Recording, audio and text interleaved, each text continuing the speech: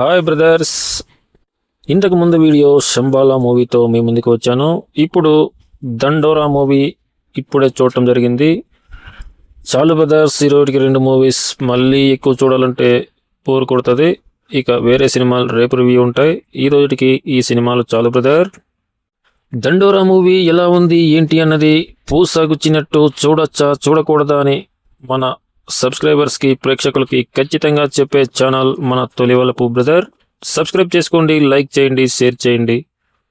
జై బలయ్య అని వీడియోలోకి వెళ్ళిపోతాను. దండోరాతో పాటు అఖండ 2 తాండవం ఆడుతోంది బ్రదర్. 13 రోజుల కలెక్షన్స్తో మీ ముందుకు వచ్చేసాను. 13 రోజుల కలెక్షన్స్ చివరిలో చెప్తాను బ్రదర్స్. ఇప్పుడు దండోరా మూవీ రిలీజ్ అయింది కాబట్టి ఈరోజు ఆ మూవీ గురించి మాట్లాడతాను బ్రదర్స్. తప్పకుండా లాస్ట్ వరకు చూడండి, మీ వాల్యుబుల్ కామెంట్స్ తెలియచేయండి. Okay brothers. శివాజీ గారు మెయిన్ రోల్ కీ రోల్ పోషించిన మూవీ దండోరా. ఆయన 90s మిడిల్ క్లాస్ బయోపిక్ చిత్రంలో మంచి హిట్ కొట్టి కోర్టులో మంగపతి క్యారెక్టర్కి మంచి గుర్తింపు పెంచింది. తాజాగా కీలక పాత్ర పోషించారు ఆయన దండోరా మూవీలో. అందులో నవదీప్ గారు, నందు, బిందుమాధవి, రవికృష్ణ, మానికా చిక్కాల, శ్రీ మౌనికారెడ్డి, రాధ్య ఇతర పాత్రలో నటించారు బ్రదర్స్. ఈ మూవీకి డైరెక్టర్ మురళీకాంత్ దర్శకత్వం వహించారు. రవీంద్ర బెనర్జీ ముప్పానేని నిర్మించారు. ఈ మూవీ మెయిన్ అంతిమ సంస్కారం కులం ఇతివృత్తంతో ఈ చిత్రం తెరకెక్కింది బ్రదర్స్. ఈ రోజు విడుదలైన ఈ మూవీ శివాజీ గారి ఖాతాలో హిట్ పడిందా లేదా అన్నది ఇప్పుడు మాట్లాడతాను.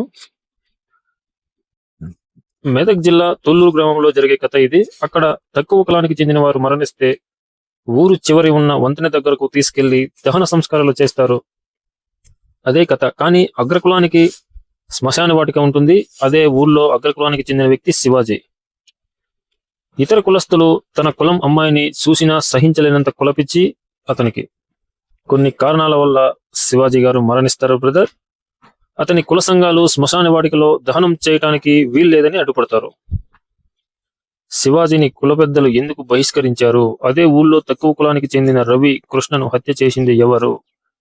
ఎందుకు రవి మరణం వల్ల ఎలాంటి పరిస్థితులు ఎదురయ్యాయి? శివాజీతో కొడుకు విష్ణు అంటే మన నందు తండ్రికి ఎందుకు దూరంగా ఉన్నాడు? వేశ్య శ్రీలత బిందుమాధవితో నటించారు. శివాజీకి ఎటువంటి సంబంధం ఉంది? శివాజీ అంత్యక్రియల నేపథ్యంలో తలెత్తిన సమస్య ఎలాంటి మార్పులకు తీసుకొచ్చింది? దీనికోసం సర్పంచ్గా నవదీప్ ఏం చేశాడు అనేది కథ బ్రదర్. అగ్రకులానికి చెందిన వ్యక్తి చావు, అతని అంత్యక్రియలు, అందులో కుల రాజకీయం నేపథ్యంలో సాగే గ్రామీణ కథ ఇది.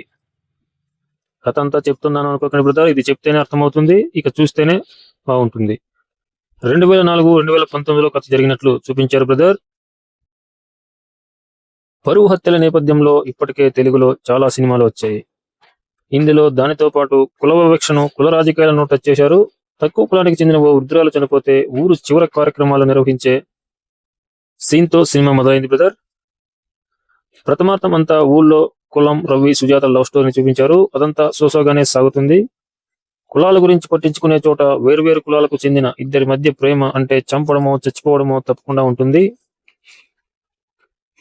అగ్రకులానికి చెందిన ప్రేమ కారణంగా రవిని హత్య చేస్తారు. దాంతో కథలో ఇంటెన్స్ పెరుగుతుంది. కట్ చేస్తే ఇంటర్వెల్. ఇక సెకండ్ హాఫ్ లోకి వస్తే కులం కారణంగా కుటుంబ సభ్యులు ఎంత మనోవేదనకు గురవుతారో చూపించే ప్రయత్నం చేశారు.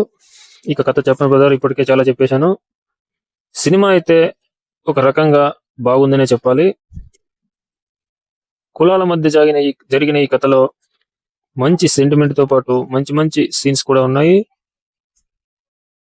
ఇక కామెడీని పండించాలని చూశారు, కానీ అదేదో కొంచెం విసుగు పుట్టించే విధంగానే ఉంది. శివాజీ పాత్ర మాత్రం మంచిగానే ఉంది, బాగుంది. అగ్రకులానికి సొంత శ్మశానం,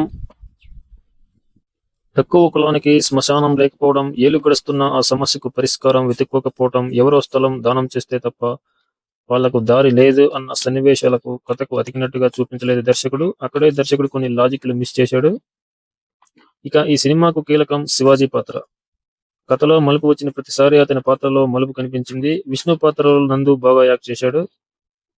ఆ పాత్రలో వేరియేషన్స్ చూపించాడు. ఆయన ఈ మధ్యన చాలా సినిమాలు చేసిన వాటిలో గుర్తుండే పాత్ర ఒకటి లేదు. ఇందులో పాత్రను ప్రేక్షకులు గుర్తుపెట్టుకుంటారు. సర్పంచ్ పాత్రకు నవదీప్ న్యాయం చేశాడని అనిపిస్తుంది. రవికృష్ణది రొటీన్ పాత్ర అయిన హీరో స్థాయిలో చూపించారు బ్రదర్స్. ఇంటర్వెల్ ముందు Ravikrishna emotional performance highlight.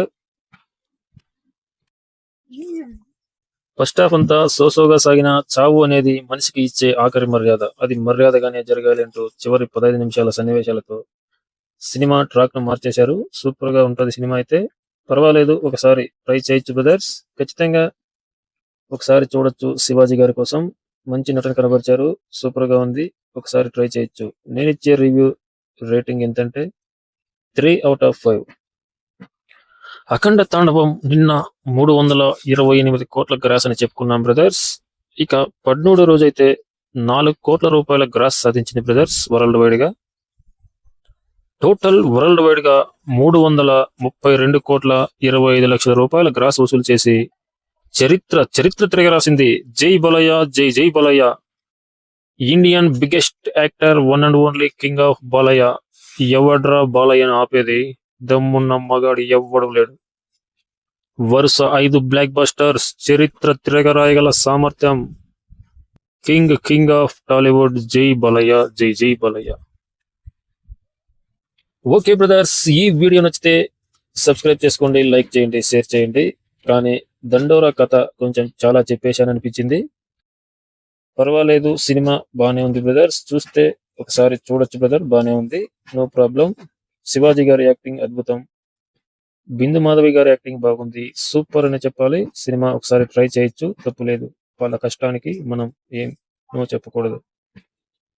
Next video నిప్పుగాడు, తప్పుగాడు, పప్పుగాడు మీద ఒక వీడియో మళ్ళీ రాబోతుంది బ్రదర్స్. ఎన్టీఆర్ గారి మీద ఒక వీడియో ఇప్పుడే వాగాడు వాడు, చూశాను. క్లోజ్ అయిపోయిందా, ఎన్టీఆర్ గారి పని అయిపోయిందా అంట. అరే ఎదవనా కొడక, ఎందుకురా ఇలాంటి వేస్ట్ మాటలు మాట్లాడతావు? ఓకే బ్రదర్, నెక్స్ట్ వీడియోలో వాడి తాట తీస్తాను.